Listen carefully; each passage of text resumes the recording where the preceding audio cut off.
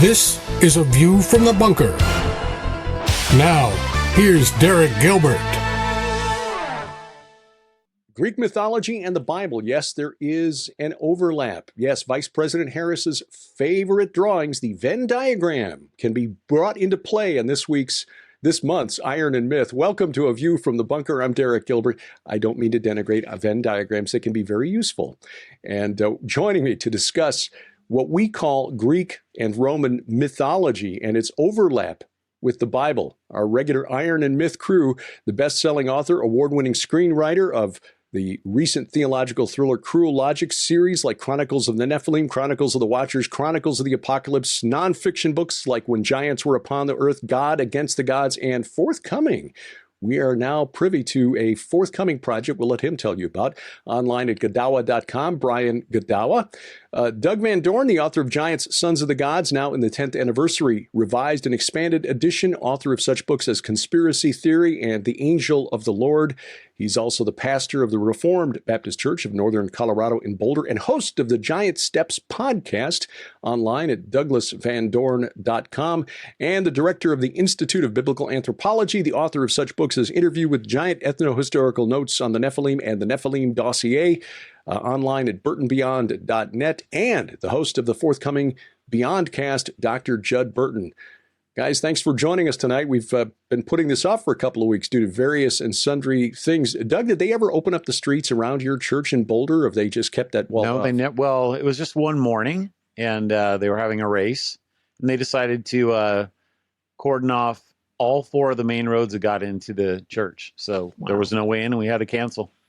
That is astonishing. That is Boulder. Yeah. That is Boulder. Well, I guarantee that kind of thing would not happen here in the Ozarks. We're kind of in a bubble around here. Judd, we're glad you're feeling better this week and with us tonight. Brian, you want to tell us a little bit about your forthcoming project here? Do you want to hold it off till the end of the program, or do you want to tease that and just No, because it's kind of relevant to what we're talking about today. Is so I'm finishing up my latest novel, which is Judah Maccabee, and it's going to be actually in two parts.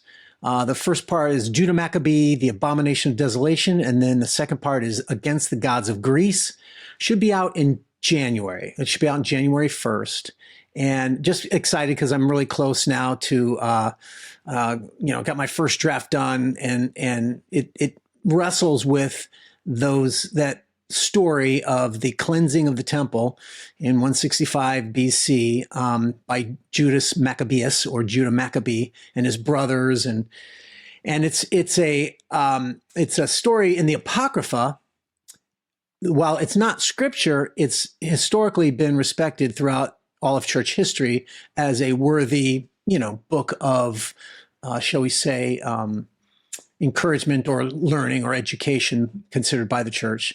Mm-hmm. And my goal was to sort of tell the story in the context of my Chronicles of the Watchers series, where it deals with the supernatural world as well, and show how that works together. But this is a very interesting time period, the intertestamental time period, where things are very different. It's when God was silent and he was not present in the temple. And so this is a very interesting theological thing going on, as well as an exciting, action adventure with romance and stuff like that. So I'm at the point now where I feel like this is probably one of my best stories I've written. So hopefully, my readers will find so. I look forward to that, because that's a period of history I've done some reading on and research on recently, with the research that's been done by a group of scholars that they call the Enoch Seminar, who have been looking into the book of First Enoch, which is divided up into like 5 different sections. And that second section, which was written just before the birth of Jesus, especially relevant to New Testament theology and prophecy. But the political things that were going on in Judea in that period of history, that intertestamental period, really produced the Essenes and the religious, the theology in the book of First Enoch, the book of the Watchers, the first 36 chapters, which most of us are familiar with. I've been doing a lot of study on the second section, chapters 37 to 71, because of things that pop in there. But of course, this period of history, the intertestamental period, was dominated by the Greeks and then the Romans, because of the weakness of the Persian Empire. They got pushed back by Alexander the Great, and then as his kingdom fractured and split, then you had the Romans coming in and inserting themselves. So it led to a lot of cross-pollination between their religious beliefs and what the Jews had been had been preserving since the time of Moses and Abraham. And there were a lot of Jews who were Hellenized. That's what's so interesting, where there was a sort of a fusion of the Greek religion, which is relevant to our issue today, because, in a sense, the gods of Greece at that time were, in power, so to speak, over Israel or over Judea, right? And so, it's very interesting. And it also brings in some of Daniel's prophecies as well, where he, talks about the Abomination of Desolation and the kings of the north and south. Very fascinating. It's something that you'd be surprised to find how relevant it is, even for your biblical faith as a Christian. Yeah. Mm-hmm. Well, Judd, you did your doctoral dissertation on the religious history of Banyas today, but Peneus back in the day, the Grotto of Pan, which of course was a Greek demigod or goat demon. So you had to do a lot of reading and research on that period of history and how the religion of Greece intersected with the Jewish settlers, the Jewish people who lived in that region. So let's start it off there. I mean, how influential or how much did the Jewish religious scholars, the religious hierarchy, if you will, in the pre-Christian era have to contend with Greco-Roman religion? Constantly. I mean, in the wake of Alexander's death, that the Levant basically and Egypt came under the control of the Ptolemies, and around 200 BC, there was actually a pivotal battle because all the descendants of not just the generals but their families, the Alexander's generals are contending over who owns what, and so there's a battle between the Ptolemies and the Seleucids at Peneus. It's called the Battle of the Penaion, and it was this rather pivotal struggle between the Ptolemies and the Seleucids. And as of 200 BC, the Seleucids took over the territory in the Levant, and they'll remain in control for the most part until the Romans take over the Near East after 63 BC is kind of the watermark date of the taking of that part of the Eastern Mediterranean, and it becomes a Roman, variously under Roman governorship, but of course the vassal kingdom of the Herodian family will administrate under the Romans, and so that gives us kind of a cultural context for the Greek influence, and then the Greco-Roman, the fused influence over the culture and religious thinking of the time in Judea. And the short answer to your question is that the influence on religious thinking on the culture was nearly constant, because look, if you look at the game plan that Alexander had in establishing his empire, he sets up these Alexandria, these cities that are bastions and outposts of Hellenistic culture. And that has, of course, implications for Judea during this intertestamental period, and of course during the New Testament and early church era under the Roman Empire, because although you're looking at a fusion of Greek and Roman thought in the imperial period, you've still got the influence of the old classical civilization, the classical gods in that territory. Now, this this interplay is not new. It's not something that's novel during the intertestamental period between the Levant and the Aegean and larger Mediterranean world, because we already know that there are two main and several other smaller periods of orientalizing that take place in the history of this region. That is the influence of the ancient Near East, specifically of the Levant, on the culture and religious thought and art of the Greek world, and the this is attested to by not only text but archaeology. It's well known that the Greeks themselves conceived of many of their gods as coming from the East, having Eastern origins, and I would point people to books like The East Face of the Helicon to get a better picture of that. And if people want to read more about the general cultural context of our discussion tonight, I'd also point them to Fergus Millar's the Roman Near East, which does a really good job of placing the cultural and historical context of the events of the New Testament era, in particular, during this time period.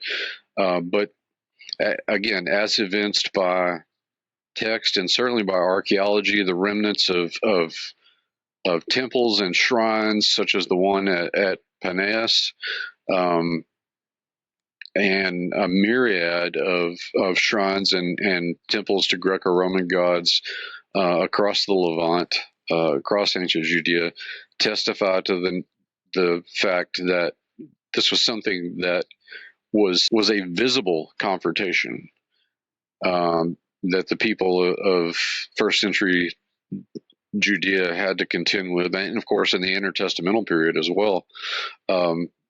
They were contending with it constantly, and as evinced by not only the accounts that we have in the Bible, but also the accounts that the Greeks and in particular the Romans kept about how contentious the struggle was, this confrontation between, on a cultural level and a political level, between the Levant and the Greco-Roman world. It is interesting that the general belief that the gods of Greece and then Rome later emerged from a hypothetical Proto-Indo-European pantheon with the discovery of the Hurrian tablets at the Hittite capital of Hattusha back about 90 years ago now, which showed that there was definitely a Mesopotamian origin for those stories.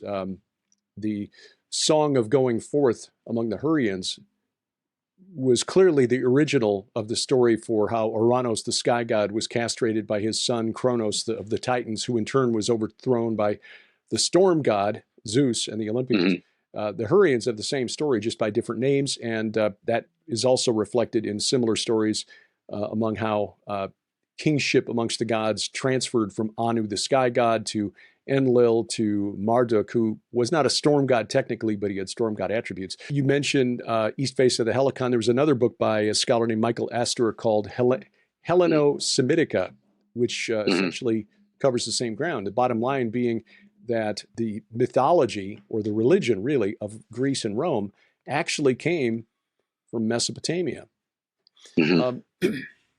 Doug, go ahead, Brian. Because I know you've got to have done a lot of research on this for the time period that you're setting the Maccabees novels, or the setting of the Maccabees novels. Sure. And I think we need to go into this succession myth and how it's connected to the Rephaim, which you've written a lot on, Derek, which has been very helpful. Let's get in that. But I think to set the stage, though, it's important to understand, too, even though what you're saying is good, that there's the scholarship out there saying that, the dominant biblical scholarship still remains in the heavily liberal camp that tends to assume several things that I don't believe in. One is that the Bible was not written at all by Moses at all. I mean, it was written after, sometime during and after the Babylonian exile. So we're talking in the 500s BC. And even later, liberal scholarship tends to argue that. Therefore, a lot of what the liberal biblical commentators will tell you is and I read this stuff all the time too, where they're arguing, look at these similarities in the Bible. They got it from the Greeks, Mhm. And what's interesting is that no, like what you've just brought up, which we need to go into, is the Hurrian and Hittite. We're talking that's like 13th century BC. That's way before the Greeks. Right. And it's the Greeks who got it first, actually, from them. And that's going to be an important element, I think, of what we're talking here, because it swaps the whole narrative around, doesn't it?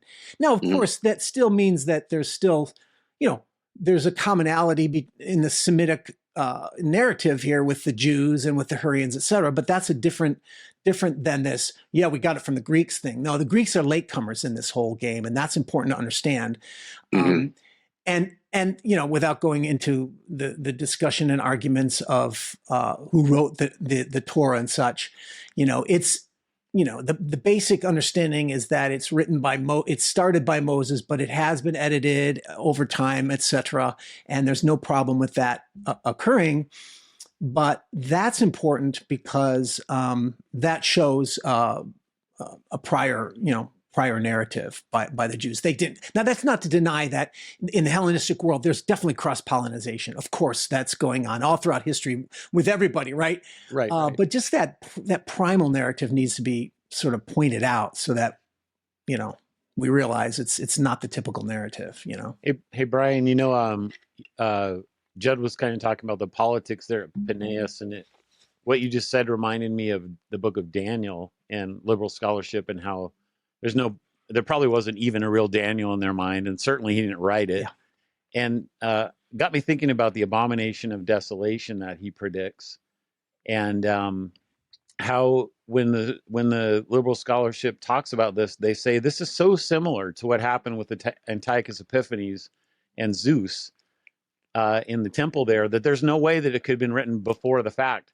And I'm guessing that you probably have been thinking a lot about that particular thing. And I was just wondering if you could talk just for a minute, since we're still on the politics, about how that political situation, when they brought that statue into the temple, like what did that do to the Jewish people? And how did the Greek god there influence what we're talking about tonight?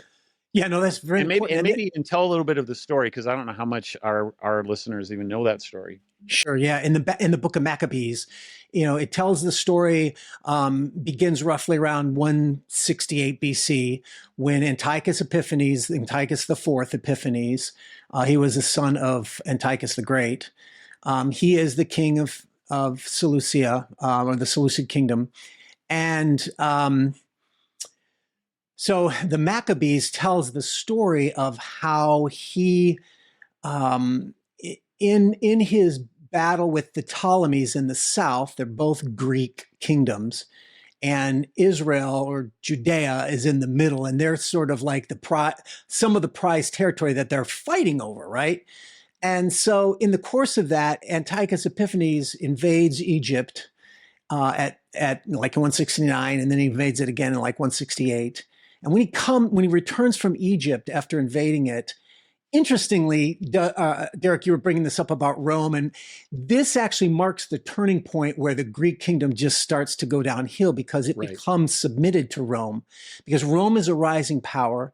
And there's a famous scene where Gaius Popilius Laenas is a senator sent from Rome, and Antiochus Epiphanes goes down to Egypt, and he's going to, for the second time, he's going to invade it, but he's going to conquer it now. And he's got his army surrounding Alexandria, but Rome sends its senator, and it's a famous story where the senator comes in, and at that time, Rome was the rising power. So both the Ptolemies and the Seleucids were very, shall we say, respectful of what Rome's opinion would be. And that's putting it mildly, right? And so when Gaius Popilius comes in, when Antiochus goes to meet him, the king Antiochus is there, and he goes to meet him, and he offers his hands out to greet him, and Gaius doesn't do anything. He just draws a circle in the sand around Antiochus, and he says, I would like to have your answer of whether you are going to return to your kingdom or not before you leave this circle. In other words, there's no discussion. There's just, you're going to obey Rome or not. And he did obey Rome because he knew that, he'd be slaughtered if he didn't. And that was that's the beginning of the submission that then the Greek kingdom from that time on never really loses that sort of, what's the word I'm looking for, submissive or client kingdom type thing of Rome, Mm-hmm. And so, but on his return, he's ticked off. He hears about that he actually hears that there's a revolt going on in Jerusalem. And it was a civil war between rival high priests at the time, Menelaus and another one, Jason, who had been kicked out. Menelaus had bribed the king and kicked out Jason. Jason's coming back because he hears that Antiochus was killed in Egypt, which is wrong. But so he figures, oh, good, I'm going to rise up now. Now we don't have to worry about Cilicia or the Seleucid kingdom. So he rises up and there's a civil war going on in there. And so Antiochus thinks that there's an uprising against him. So he's on the way home. He stops off at Jerusalem and he uses one of his generals to bring the peace, so to speak. But Jason actually flees, and Menelaus is the high priest, and he's actually friends with Antiochus. So he quells the problem at the moment, and he, takes, plunders the treasury of the temple and all that, as usual. But then what he does is he leaves his general behind, Apollonius, and he slaughters a bunch of the Jews in the city just out of his anger, And within a year or so, he sends Apollonius back, and that's when he sets up the Abomination of Desolation. But what's important about this is, up until that time, Antiochus had allowed a certain amount of freedom, just as his father had, for the Jews to worship their own God as long as they're submissive to the kingdom. But now this marks a distinct change, and there's all kinds of debates over scholars about why did he make this radical change. He then comes in and says, look, no more. I've had it. He sets up a statue of Zeus in the temple, in the altar of the temple. And now you got to worship the Zeus, and you're going to sacrifice pigs, and no more of your ancestral taboos on foods like pigs and stuff. You're going to eat pork, and no more circumcision. Of course, that's a sign of the covenant. And so he just says, that's it. In other words, Hellenism had been very tolerant in that point in time, and most other religions had gone more along with Greece than the Jews did, and he just had it. So that's sort of the time. Then that's what precipitates the revolt of Judas and his brothers, which ends up being the Maccabean revolt that kicks out King Antiochus. But what's interesting is, so he sets up that statue to Zeus, and that's a really extreme act.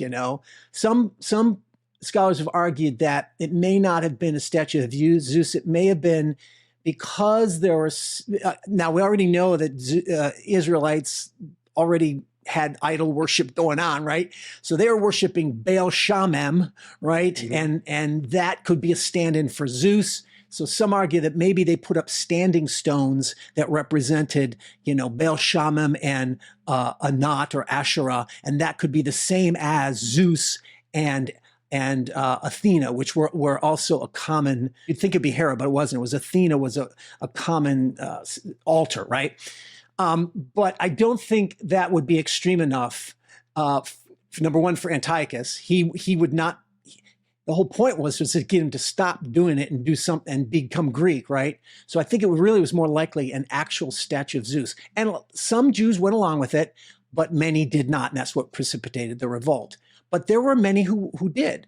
And by that time already, the Hellenism had infiltrated a lot of Judea. For example, they had a gymnasium built in Jerusalem. By the way, that was headed by Jason, the high priest. And what's interesting about gymnasium, it wasn't that it was a religious thing. It wasn't even just a physical thing. It was a training place for what they call the ephebes, or they were these the training of students in both, physical as well as educational capacities. They often trained nude, which was offensive to the Jews. Right. But the thing is a lot of Jews embraced it. So much so that because they were in the nude doing their sports, they were embarrassed. And even before this forbidden circumcision, being forbidden, they were already undoing their circumcision, which is a frightening thing to consider. Many Jews had undone their circumcision, and you don't want to know the details, because they wanted to be more Hellenized, right? But this is where it strikes at the covenant, right? So it's not just this sort of like doing cultural things. Oh, it's covenantal, right? And that's why it's so serious. And that's sort of the scenario of what's going on, at that time. But so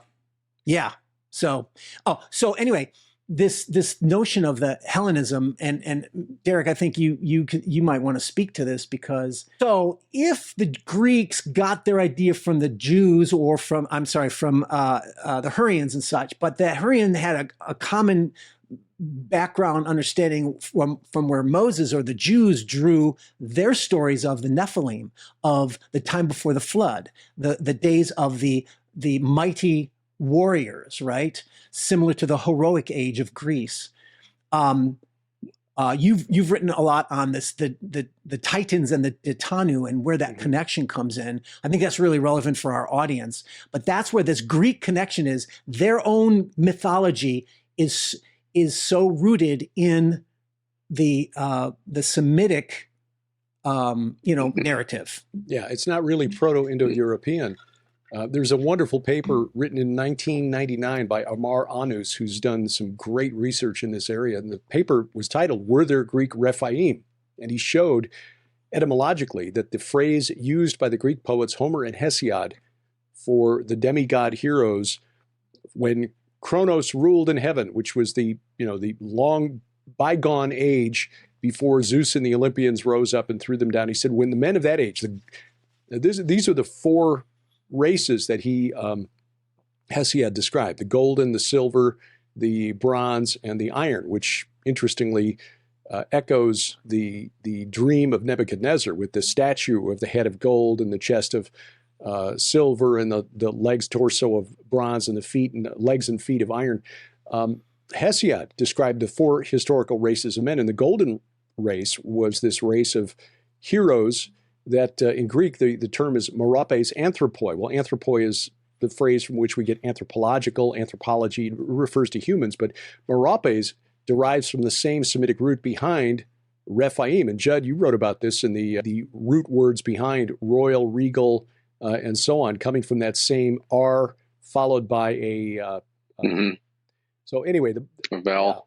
So the bottom line is, the Greeks knew who the Rephaim were. They were the demigods like Heracles and Perseus and Cadmus and Bellerophon and so on and so on. So there we've got that etymological connection. In that paper, he pointed out that the name Titan, the old gods led by Kronos, had been cast down to Tartarus and banished there by Zeus and the Olympians, derived from the name of an ancient Semitic tribe, an ancient Amorite tribe called the Tadanu, who were known historically as adversarial to the Sumerian kings of the 3rd millennium BC.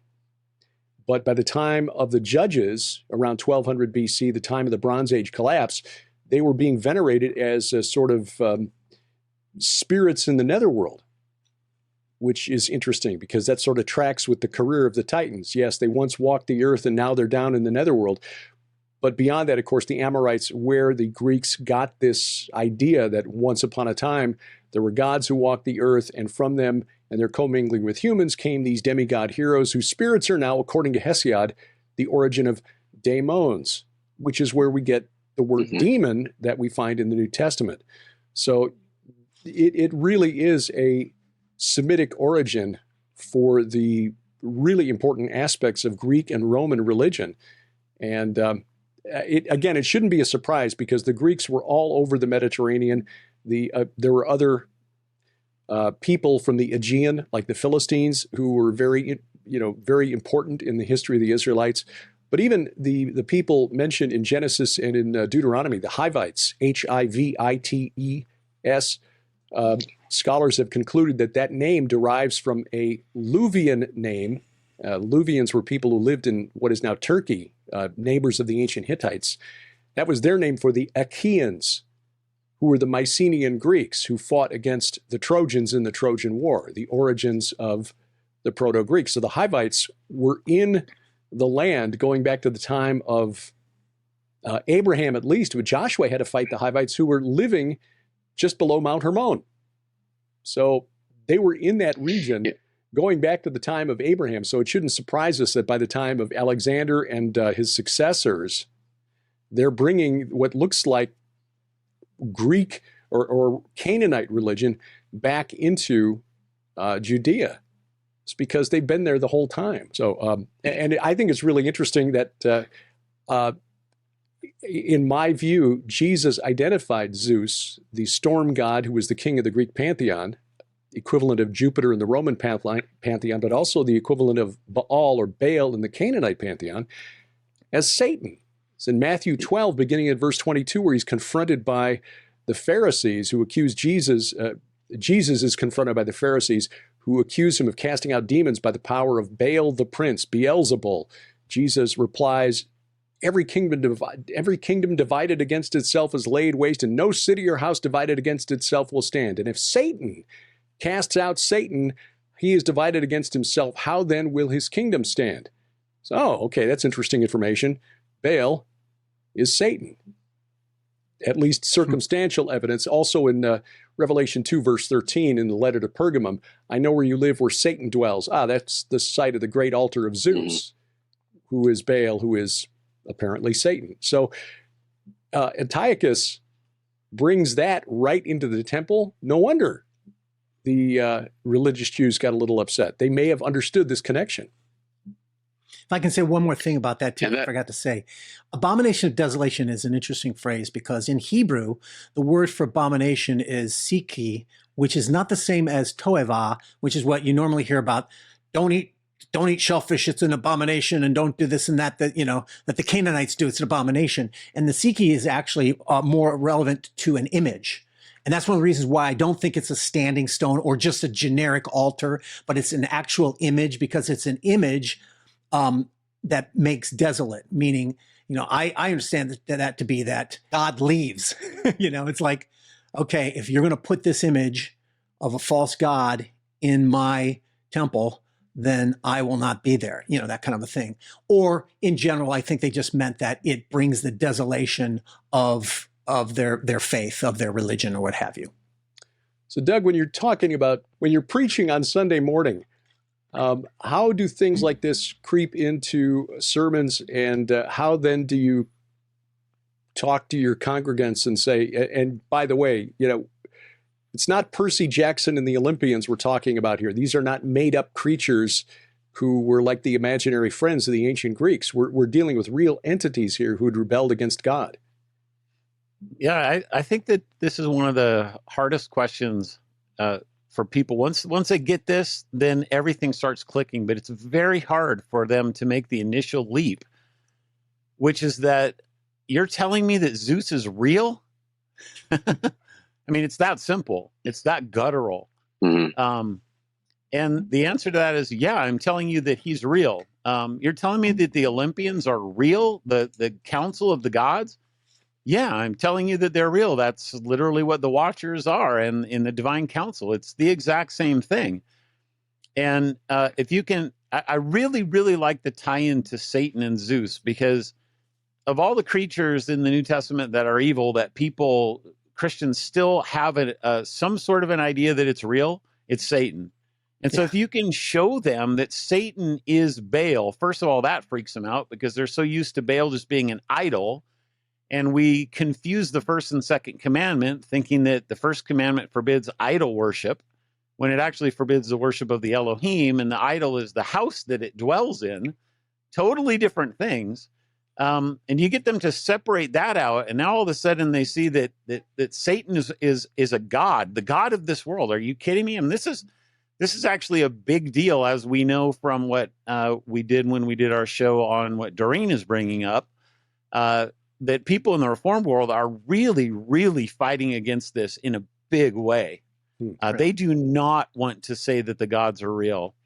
And so on any kind of a simplistic level where we can tie a Satan to Zeus, or we can tie a divine council to Daniel 7 or Isaiah 6 or 1 Kings 22 or anything like that, I think it goes a long way to helping people, their mind just expanding in ways that they could never possibly imagine. So that's kind of the first most base thing. And then, man, I can't tell you how many times I come across stuff, especially in the New Testament, regarding this. So here's just a couple of examples. A really fun one for me is when Paul is in one of the cities in Galatia, and him and Barnabas are preaching, and the people of the city say, hey, Barnabas is Zeus and you're Hermes. And you just read that and you go, what in the world does that even mean, you know? And it comes home in a really interesting way in the book of Galatians. So Hermes is an interesting character in Greek mythology. He's both the messenger, kind of the chief messenger of the gods, but he's also the chief healer. I mean, he's kind of the one that the whole catechus or caducus, however you want to say it, comes from him. Hermeticism comes from Hermes. And so there's this almost a throwaway line in the book of Galatians where Paul says basically, look, I was sick and I couldn't do anything to heal myself. And you just read that and you go, okay, and you just keep going. But all of a sudden you go, well, now, wait a minute. Aren't these the very people that called him Hermes? And here's Hermes, who is not able to heal himself. Why is that? Paul says, because God wouldn't let me be healed. And why is that? I think it's because God was blowing a hole in the minds of the Galatians, saying, this is not Hermes. I am the God who heals people and doesn't heal people. Hermes is nothing. So I think there's a lot of this kind of use of Greek mythology that the New Testament does. I'll give you one more example. Maybe I'll give you two more, because I think these are both interesting. The city of Ephesus has this great temple to Artemis. It's like one of the seven wonders of the world. And Artemis is fascinating. There's a whole story of her in Acts as well. That you can read that ties into this. People at Ephesus and Paul basically puts them out of work because he gets rid of the worship of the goddess. But when you come to like Ephesians 6 and it starts talking about how our fight is not against flesh and blood, but against the dominions and the powers of this present age of darkness, right? And you understand that Artemis, her worship dominated the city of Ephesus. And Paul is all of a sudden saying that we're fighting against supernatural entities, and she fits right in line with that. Now you say, you just connect the dots and you go, well, now, wait a minute. Does that mean that Paul thinks Artemis is real in some way? And the answer to that is, yeah, he thinks she's real in some way. She is one of these powers and dominions that the gospel is coming and setting us free from. And then one more, one I found fairly recently preaching through Acts. There's this story that begins the section of Acts. So Acts is laid out starting in Jerusalem, and then it goes to Samaria, then to the ends of the world. It's kind of this move from the center outward with the gospel. So right as Luke begins the second part of this, so they've now left Jerusalem, and they've kind of gone into Samaria a little bit. Now they're getting ready to go into the Roman world. The story that people usually think begins this is the story of Acts 10, where, Peter has this dream of the meat on a sheet, and Cornelius is the first Gentile convert and all this kind of stuff. But that's technically not literally where this section begins. It actually begins at the end of chapter 9, and there's these two stories that are given. One is a story of a girl named Tabitha, who's also called Dorcas, Luke says. And then she dies, and then Peter brings her back to life. And then this other story of a guy named Aeneas, who is like this poor guy, nothing in the city, and he's a cripple, and Peter heals him. Well, why in the world would Luke tell us these stories? So if you know anything about your Roman mythology, you'll know that there's a founding myth that Virgil created called the Aeneid. Right. You go, well, what is the Aeneid all about? So it's about Aeneas, who's the hero who survives the Trojan War. And then, he spends a long time trying to find a place to land. And he ends up going down to city in, I think, Carthage, probably in Africa. where he meets the Queen Dido, who's actually originally supposedly from Tyre, which is really interesting, over there right just north of Israel. Anyway, the two kind of fall in love and they go on a hunt. And there's all this language of Aeneas being a hunter, and then she becomes the huntress. And there's this moment where they end up chasing this deer into a cave, and then they end up getting married by Juno or somebody. And then what happens is that Dido's madly in love with him, and it's not requited. And so she thinks they're married, and he's like, no, we're not married. He leaves her, and she ends up committing suicide. Okay. And so this is kind of Virgil taking little stabs actually at the Roman Empire, which is really interesting, through his myth, saying that the way that Rome spreads is through violence and through uncontrolled passion and all this kind of stuff. So now all of a sudden you come to the beginning of Luke's gospel, right at the point where the gospel starts spreading, and you find that there's this girl named Tabitha, and he tells you her name is Dorcas. Well, that doesn't help us as English people. So you go and you look up what it means, and her name is actually a deer. So, okay, well, that's interesting, because that's exactly what's going on with the Dido and Aeneas story. And then she dies. And then Peter brings her back to life with the gospel. Then the next story is actually a guy named Aeneas, exactly the same thing as what we find in the Aeneid. And instead of being basically the founder of Rome, who's this demigod figure, he's this total nobody in this backwoods city who Peter heals. And the idea then would be that Luke is using Virgil in a subversive way. You'd love this, Brian. Mm-hmm. In an attempt to show people who are very familiar with the stories that the gospel and the kingdom of Rome are at odds, but the gospel spreads exactly differently than the kingdom of God spreads completely differently than the kingdom of Rome ever did.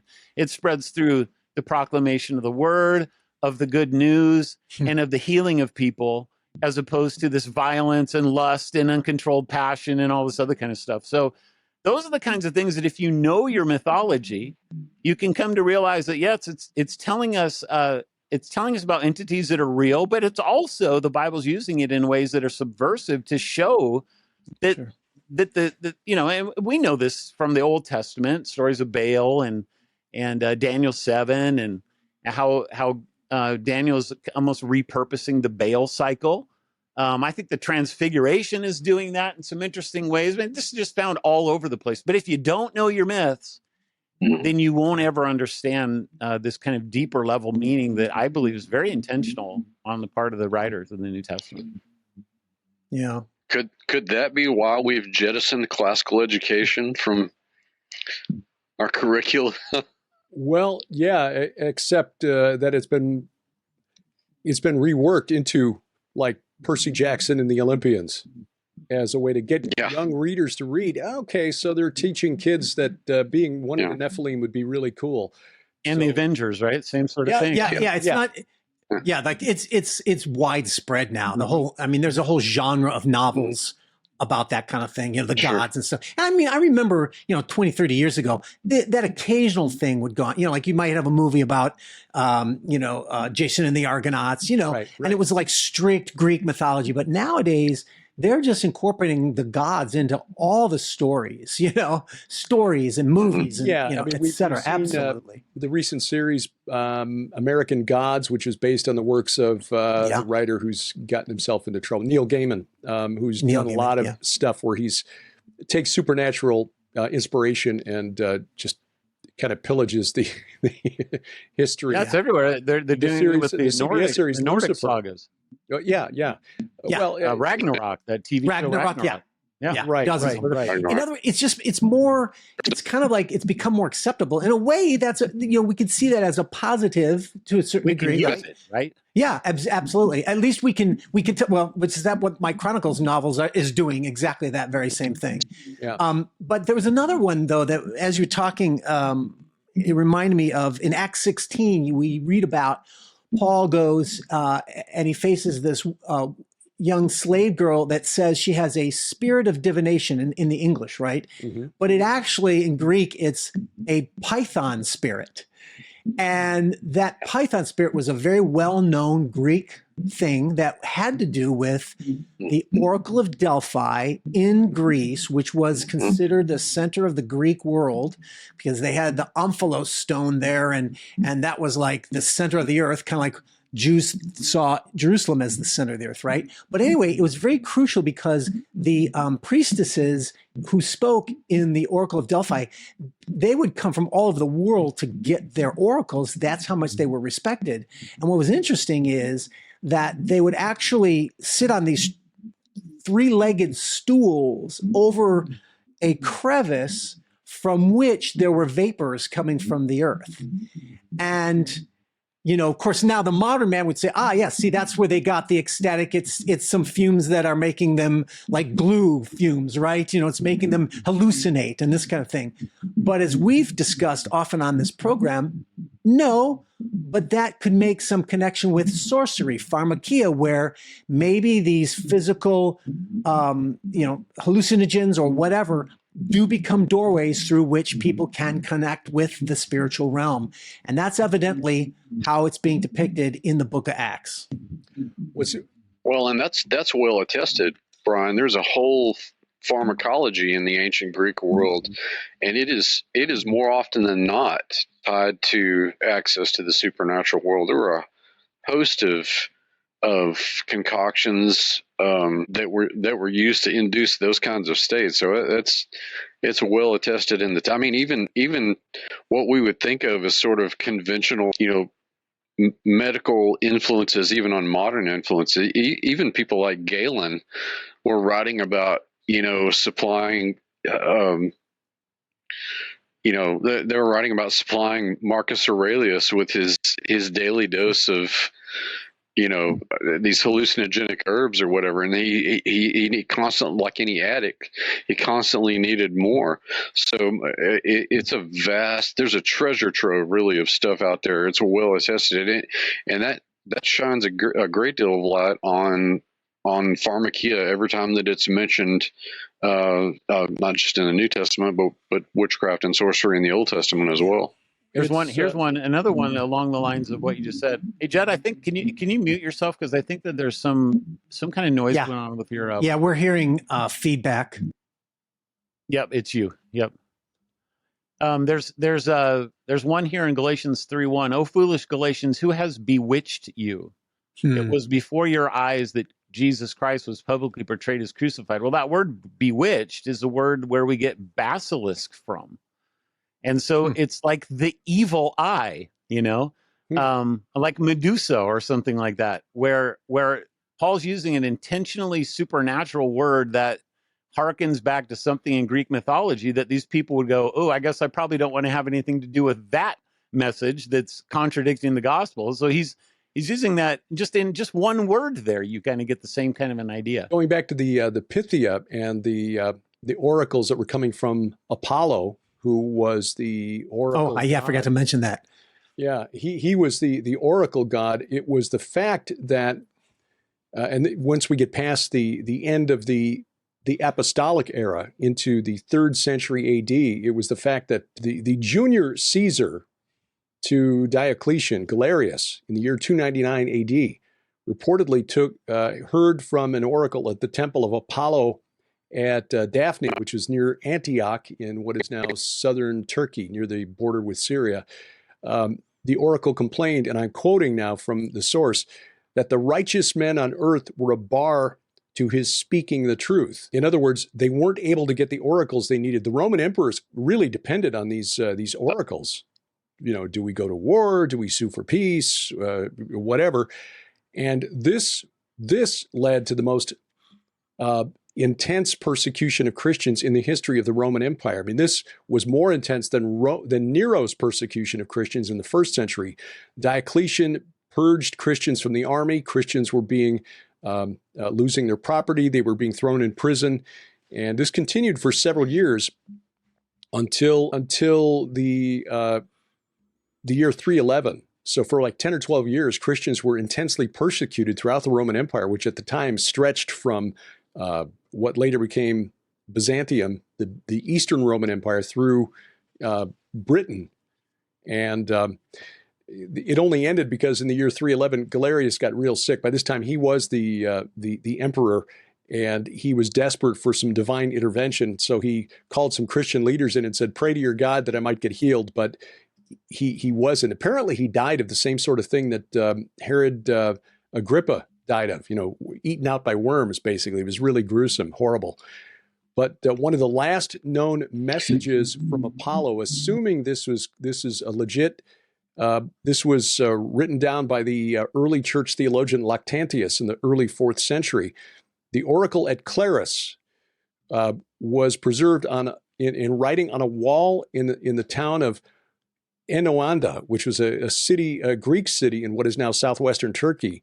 And according to Lactantius, it read this: self-produced, untaught, without a mother, unshaken, a name not to be even comprised in word, dwelling in fire. This is God, and we, his messengers, which in Greek would be angelos or angels, are a slight portion of God. And then Lactantius went on to note that this couldn't be Jupiter, because Jupiter had a mother. Okay, that was I forget what her name was in the Roman pantheon, Rhea in the Greek pantheon, and a name, but Yahweh, the God of the Bible, was the only one who could make such a claim. And apparently the oracle of Apollo, assuming this was legitimate, was forced to admit it. So this is historically attested and really, really intriguing. I'm inclined to agree, to believe, like Lactantius, on the question of historical veracity. He would have been in a place to know those kinds of things, since he was the tutor of Constantine's family. Yeah. Mm-hmm. So he admitted. What I also think is interesting is that Apollo was known in earlier times to the Semites of West Asia, the ancient Near East, as Resheph. And his name shows up in the Bible, although it's usually translated as plague. So in Habakkuk 3:3, when we read that God came from Timon, or Sinai, the Holy One from Mount Paran, his splendor covered the heavens, the earth was full of his praise, his brightness was like the light, rays flashed from his hand, and there he veiled his power. Before him went pestilence, which is Dever, which is a Canaanite demon known 1,000 years before the Exodus at the northern Syrian city of Ebla, and Resheph, or plague, followed at his heels. So we've done some deep diving into Resheph. He's got a very long history, very popular deity in the ancient, one of the few whose name was the same in the Greek and Roman pantheons. But Resheph was the personal protector god of Amenhotep II, who Dr. Doug Petrovich has argued very convincingly was the pharaoh of the Exodus. And it's interesting, being the plague god, who was also the special protector of chariots and chariot warriors, because Resheph in the Canaanite pantheon was the gatekeeper to the netherworld, and the chariot was the vehicle that transported the spirits of the dead to the netherworld. So God convinces the pharaoh of the Exodus to let his people go by sending a bunch of plagues and then wiping out his chariot corps. You can't make that stuff up. I'll give you guys an interesting one here from the Proverbs. I don't remember if we've talked about this or not. I kind of don't think we have, but I might have talked with all of you separately for all I know about it. But here's the ESV of Proverbs 30, 15, and 16. The leech has 2 daughters, give and give. 3 things are never satisfied, 4 never say enough. Sheol, the barren womb, the land never satisfied with water, and the fire that never says enough. So you read that and you go, I don't even know what that means. Okay, at least I do. Now, here's the Septuagint, but I'm going to first read the Septuagint in English. The horse leech had 3 dearly beloved daughters. These 3 did not satisfy her, and the 4th was not content to say enough. The grave and the love of a woman and the earth not filled with water, water also on fire, will not say it is enough. I still go, what does that even mean? And then I go to the Dictionary of Deities and Demons in the Bible, and I discover that there's a whole bunch of entries that come from these two verses. You go, what? All right. So the first one is this word horse leech in the Greek. So this is why I'm bringing this up, because this is a Septuagint thing going on here. And this, therefore, they've been influenced by the Hellenism, by the mythology. And what I think is so interesting about this is how they're appropriating the mythology. So the first one is the bedele. This is a horse leech, and Judd could tell you more about this because it's essentially a vampire. This vampire has 3 daughters. All right, so that's putting it into a demonic context. But then verse 16, the grave, the love of a woman, and the earth. This is what the Greek words are. Hades and Eros and Tartaros and Gaia. Okay. And so what's going on there? Well, it seems to me that the translator, the Jewish translator, is taking these 4 main Greek gods and saying, these things are evil and you better stay away from them. But that doesn't come across in our translations because, first of all, we desupernaturalize things. They couldn't possibly be real. But when you understand that these are real entities in one way or another, and that the Bible is putting them in a very negative light, boy, I just think that's so powerful, such a powerful apologetic to get people to see that, yeah, these things are real. And let's contrast them with the God of the Bible and see how they stack up together. Here's another one that I like a lot. When you look at this Septuagint, it helps things make a lot more sense. And this is that section of Isaiah chapter 26 that, in my view, prophesies the ultimate destruction of the demons, the spirits of the Rephaim. 26, beginning at verse 13, O Yahweh our God, O Lord our God, other lords besides you have ruled over us, but your name alone we bring to remembrance, which is a reference to that practice among the Amorites, which was then later adopted by the Greeks and the Romans, continued into the Christian era of having to have a ritual meal for your deceased ancestors to provide for them and sustain them in the afterlife. Your name alone we keep in remembrance, we bring to remembrance. They are dead, they will not live. They are shades, they are Rephaim. They will not arise. To that end you have visited them with destruction and wiped out all remembrance of them. And then you go down to verse 19. Your dead shall live, talking about the faithful to Yahweh. Their bodies shall rise. You who dwell in the dust, awake and sing for joy, for your dew is a dew of light, and the earth will give birth to the Rephaim, which seems to contradict verse 14 above, saying they're Rephaim, they will not arise. But in the Septuagint, that verse 19 reads, the dead will rise, and those in the tombs will be raised, and those in the earth will be cheerful, for the dew from you, God, is a remedy for them, but the land of the impious will fall, or the land of the ungodly will fall. Got a paper that I read years ago by a scholar named Brooke W.A. Pearson, who pointed out that the Septuagint, which was translated right in the middle of this period when the Jews were dominated by the Greeks and were very much aware of Greek religion, especially these Septuagint translators. They were at Alexandria in the middle of this Greek academic milieu. And so the land of the impious, in his view, would have been a reference to Tartarus. So Isaiah 26 then prophesying the destruction of the Rephaim, who we see elsewhere, like in 2 Samuel 5, when Valley of the Rephaim, where David did battle with the Philistines, is translated Valley of the Titans. These Jewish scholars knew who the Titans were, and here in Isaiah 26, they're saying when God, on that day when he comes to bring judgment, the land of the impious, or Tartarus, where the Titans are confined, will fall. And then you continue on to Isaiah 26, where he prophesies the destruction of Leviathan. So I think that whole section ties together, but it is interesting when you look at the Septuagint, because that was translated in the middle of that Greek atmosphere. Yeah, I was doing some research on that when I was looking into Maccabees, and it's a very, I don't know if I talked about this before or if I talked to you guys separately, but what you find out about the Septuagint is, to me, it's something that shows God's providential sovereignty and just how cool it is.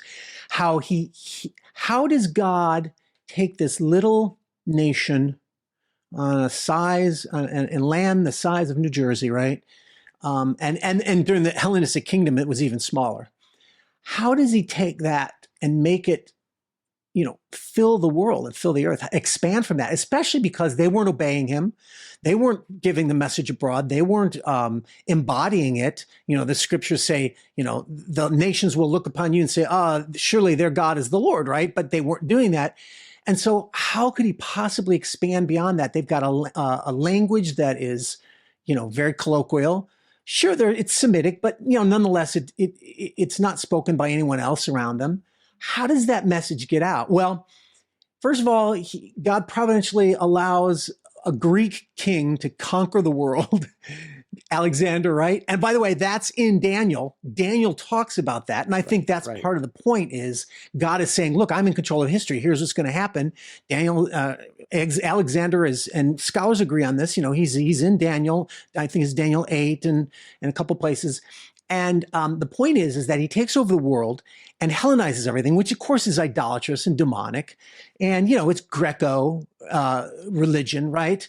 But then that infiltrates everything. But what also happens is a lot of Jews end up going to Alexandria, which is a Greek kingdom at the time, but they're mixing with the Egyptian world. But those Jews are in Alexandria. They are very scholarly oriented, and they're in a city that had created, one of the Ptolemies had created the world's greatest library. And so, as the legend goes, the Ptolemy of the time, Philadelphus, wanted around 250 BC, he wanted, to have the scripture, the Jewish scriptures are important too. I want them in my library, right? So he gets these Jewish scholars, and the legend is unimportant to me. What's important is a bunch of scholars get together and they translate the Torah. And it's probably mostly just the first 5 books at that time, but they translate that into Greek. And think about it. That's from then for the next 100 years, the rest of the prophets and the writings are also translated into Greek to go along with that. It's not a single volume, but nonetheless.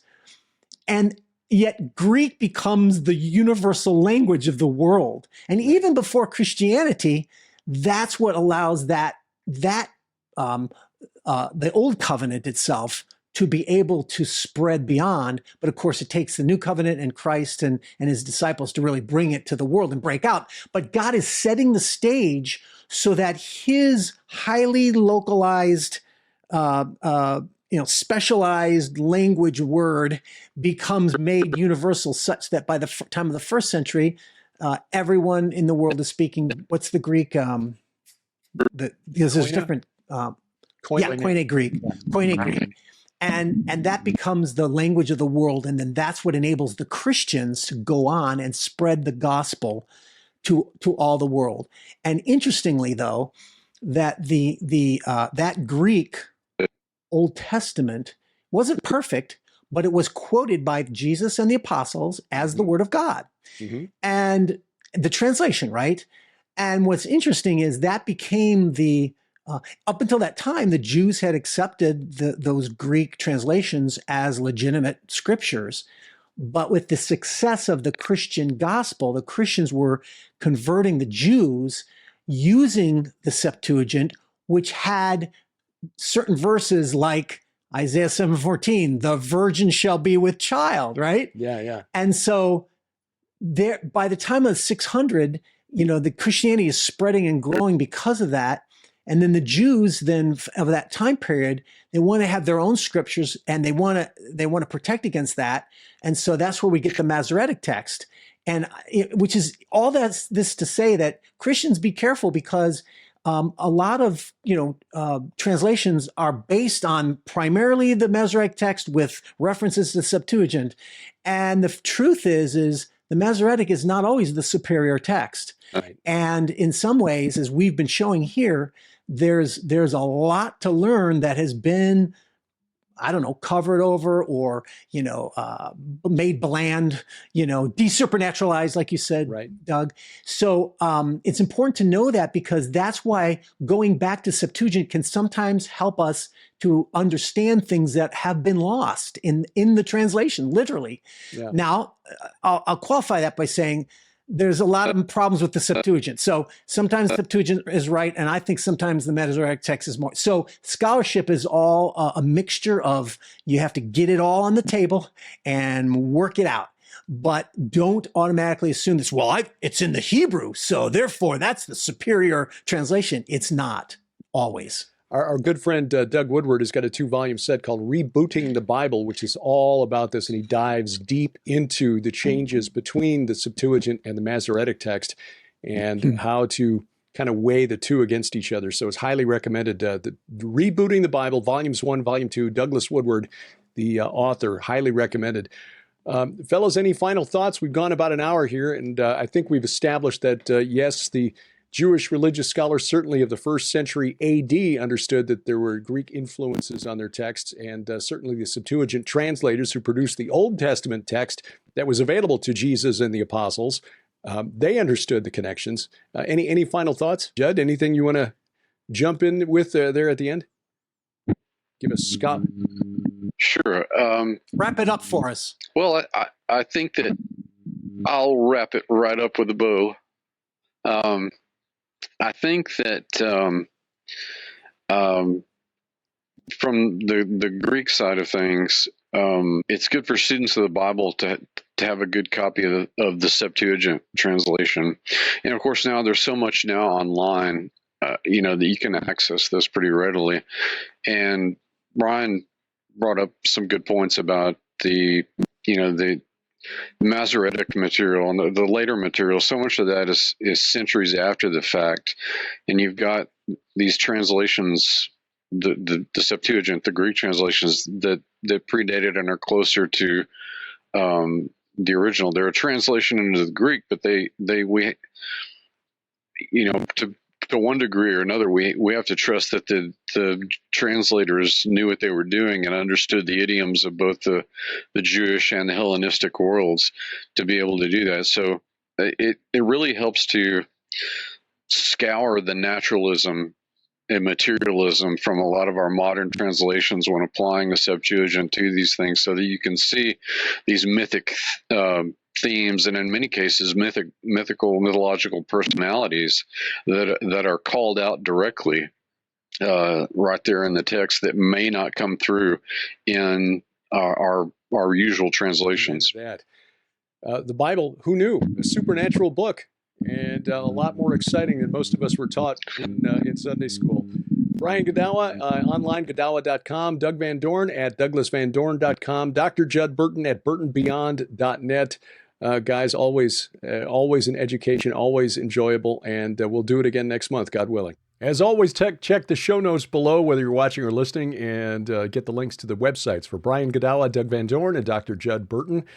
Judd and Doug joining us in Israel next year, God willing. We'll explain how you can be part of that epic trip through the Holy Land. We've also got Christmas in Branson conference to tell you about, some personal news that may impact our production schedule. In other words, our schedule may become a little erratic over the next 4 to 6 weeks. Unexpected thing, I will explain that. And, oh yes, what happens when Gen Z goes anti-Zionist without a clue. Straight ahead, bless their pointy little heads, as A View from the Bunker continues.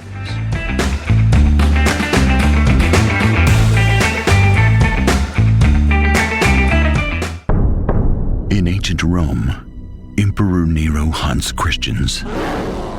In prison, the Apostle John sees the apocalypse. In Jerusalem, Jews revolt in all-out war. For them, it's the end of the world. One Christian woman holds the key to a war of angels and demons that will change the future forever.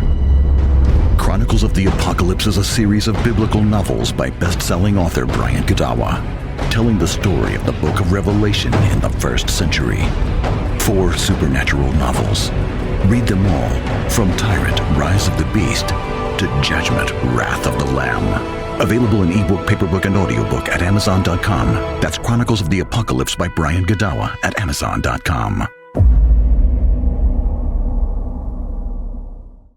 Our new book, The Gates of Hell, is available now, and we have a special offer on it at the Gilbert House store. You know, you're not going to find a deal like this anywhere else. You're going to get the book, which is a $21.95 value. You're going to get 3 DVDs. More than 12 hours of video content, plus the book for just $45. That's half price. That's half price because the whole package at retail is over $90.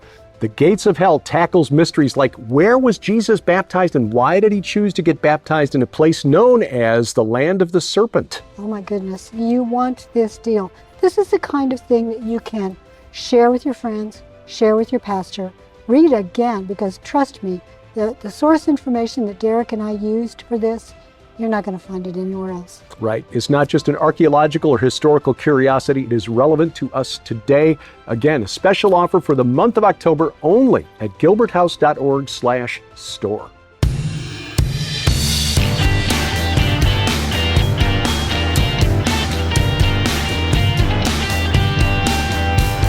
Talking the walk every Sunday night from the beautiful Missouri Ozarks. This is A View from the Bunker. I'm Derek Gilbert. You'll find us online at vftb.net.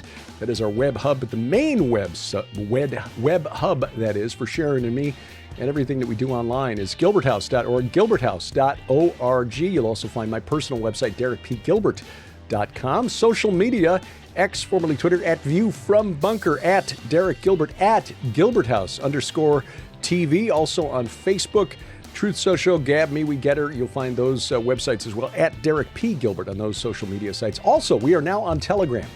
You'll find us on Telegram, the address there, at View from the Bunker. At View from the Bunker on Telegram, posting news items there throughout the week so you can keep up with what's going on. A lot of what's going on in Israel going to the Telegram channel. And it is a way to stay in touch from around the world. We've also got a new Telegram channel for Gilbert House Ministries. Sharon's got one called The Armored Sheep, and you can find all of those linked in the notes below, along with our YouTube channel, which is at Gilbert House. Please subscribe, share, click the like button, and then download our free mobile app to your smartphone or tablet. If you've got a smart TV, Roku, Amazon Fire TV, Apple TV, any of those set-top boxes, add the Gilbert House channel to it. We've got links at our website, gilberthouse.org/app, and that bypasses the gatekeepers of big tech. Because some of these social media video sharing sites, we may say something at some point that violates a community standard, but the company that hosts the content and develops our app for mobile devices, for smart TVs, it's a Christian company. And so we like to support their work. The mobile device has got some extra features that are really cool. Check it out, gilberthouse.org/app. Well, Gen Z has come out very strongly in favor of the Hamas war, in favor of the Palestinian Arabs. This is not really a surprise, but they don't always know what they're protesting for. We've seen examples of this over the past year where when you ask Gen Zers, kids at college, what they're protesting about is, well, because Israel's bad. Well, how are they bad? What have they done that's so bad? I don't know. Well, in the case of a TikToker in New York, I assume, not sure, not going to look up her TikTok channel. Frankly, I've got a TikTok channel, but I just find it really, really annoying. So we will occasionally post things there, but I just don't spend any time on TikTok at all. I realize I'm not the target audience. Anyway, this young lady was triggered by a blue and white flag outside of an ethnic restaurant, and so she decided to do something about it and started tearing down the strings of flags hanging outside this restaurant to make her political point. Basically, videoing herself. So you're getting a point of view video of her ripping down these flags and saying things like, don't you know there's a genocide going on? We don't stand for that around here. We're not having it. We're not having it in our neighborhood. And when the restaurant workers come out to ask why she's tearing down the flags, don't you know there's a genocide going on? Very matter of fact. Don't you know there's a genocide going on? And the people looked really confused as to why she was tearing down these blue and white flags, because they're the flag of Greece. It was a Euro shop. She was like, oh, I thought it was Israel. My bad. I mean, look, the flag of Greece, same colors, blue and white, but the flag of Israel is essentially the Star of David on a white field. The blue Star of David on a white field. And the flag of Greece has a cross in the upper left corner and then blue stripes. Same colors, but other than that, they look nothing alike. The thing that's really most surprising about this is that this lady videoed her self-own, okay, her own goal, if you will, which made her look like a complete idiot, frankly. She posted it to her TikTok channel anyway. Bless her pointy little head. Well, mentioned a personal thing that will affect our production schedule over the next probably 4 weeks, maybe 6 weeks. I honestly don't know because I'm not sure how long the recovery period will be. We've talked about this on PID Radio now and our weekly Bible study, the Gilbert House Fellowship. So this is not new information unless you're not familiar with those programs. Don't watch those programs. Anyway, just wanted to make you aware if we go a week or two without a program, it's mainly because I'm just not up to it.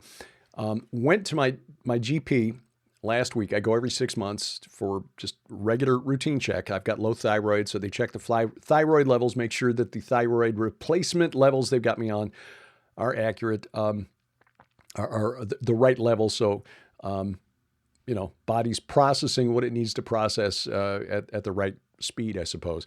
Anyway, while I was there, I mentioned something that's been kind of a nuisance that's been growing over the last 18 months. First noticed this when we were in Israel last spring. Noticed that my toes on some days when we were out felt like they were being stuck with pins. I mean, it was really painful. And, my shoes fit well. I've worn those shoes before for long days and never had a problem with them. Skechers, love Skechers, favorite brand of shoe. And for whatever reason, just my feet were giving me grief. So I was like, okay, well, I'm over 60 now. I guess this is an old guy thing. Well, over time, it's shifted and it's changed and it's become more of a partial numbness in my toes. Both sides affected equally. Okay. I don't have any other secondary factors or causes that are typical of this kind of thing. I'm not diabetic. I'm not overweight. I don't smoke. I've never smoked. And I'm not an alcoholic. So the neuropathy was kind of a puzzlement. Well, the nurse practitioner took a look, thought that my feet were taking longer than expected to return to normal color after she pressed on them. So she said there may be a vascular issue here, blood flow issue. So the next day, they had me go to testing. And so I spent all day Tuesday driving between Springfield and Branson because on short notice, they couldn't get me into the same imaging center for the tests that they wanted, CAT scan and an ultrasound, Doppler imaging. Doppler imaging, good news, showed no interruption in the blood flow apparently, but the CAT scan did reveal a couple of aneurysms in the iliac artery of my left leg. That's the big artery that splits off from the aortic artery around your belly button. One goes left, one goes right. In the left artery, there are two aneurysms, both about 2.5 centimeters, which is small as these go. At that size, they're at low risk of rupture. The issue with these is that because when they do rupture, the artery is so large that your risk of bleeding out before you make it to the hospital is about 50-50. So even though there's a risk of, when you're on the surgical table, even though it's relatively minor surgery, as my dad, who keeps getting smarter, even though he was called home by the Lord in 2005, he keeps getting smarter year after year. As he once said, a minor operation is a procedure on somebody else. Now, I don't say that to say that I'm worried or I'm afraid. The Lord's got this. And had I not mentioned this about the numbness in my toes, we wouldn't have found it. So I'm glad that we found this early. We're going to go in, or I'm going to go in, not we. I'm going to go in November 8th, Friday, November 8th for surgery. They're going to put a stent in there basically to reinforce the wall of the artery so that the arterial wall is not at risk of rupture. Now, I don't know what the recovery time is. I've read anywhere from 2 to 4 weeks. The hospital stay, barring any complications, is just overnight. So I'll be in the hospital Friday night and returning home on Saturday, which is great. But I just don't know how I'm going to feel after the event. So just giving you a heads up, we may be, our production schedule for all of our programs may be a little spotty, at least for the middle part of November. I pray that by the end of November, things will be back to normal, especially because as we come into the first week of December, we've got the Christmas in Branson Prophecy Conference that we've agreed to. I'll be speaking there with L.A. Marzulli, Bill Salas, Ken Johnson, Billy Crone, Josh Peck, Mondo Gonzalez, Doug Hershey, many others, Brandon Holthouse, Olivier Melnick, Patrick Wood. Looking forward to meeting him face to face. His book, Technocracy Rising. Boy, is that ever relevant right now. So that is December 5th through 8th. And in fact, my last post-op visit with the vascular surgeon is scheduled for the morning of December 5th. I asked him, can you put me first on your schedule? Because he's in Springfield and we're supposed to be in Branson by that afternoon so we can set up our book table and stuff. So they did. They accommodated that. So God willing, we'll be at the Branson Christmas Prophecy Conference. You want to find out more, you can do so at bransonchristmasprophecyconference.com. The hotel, the Chateau on the Lake, is sold out. So if you're looking to stay overnight for the weekend and spend a couple of extra days, Branson at Christmas is a wonderful place to visit. So there are plenty of hotels in Branson. So even though you can't stay unless you've already booked at the Chateau on the Lake, please come on down and stay at one of the other fine hotels in the area. Take advantage of an extra day or two and go to Silver Dollar City, go to some of the other fine shops and shows. I can vouch for Dolly's Dixie Stampede. Their Christmas show is I took my mother there twice early in our time here, and it is just absolutely spectacular. So if you bring the family, plenty to do. BransonChristmasProphecyConference.com.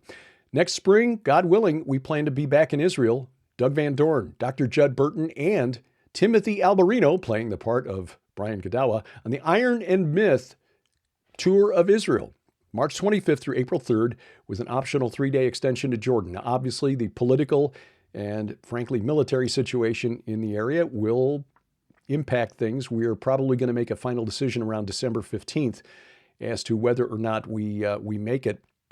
But as of this point, yes, we are still planning to go. And the way things have changed there on the ground in recent days with Hezbollah and Hamas losing top leadership, who knows? Things could be quieted down by the time we go back there next March. Anyway, latest information will always be at our website, gilberthouse.org/travel.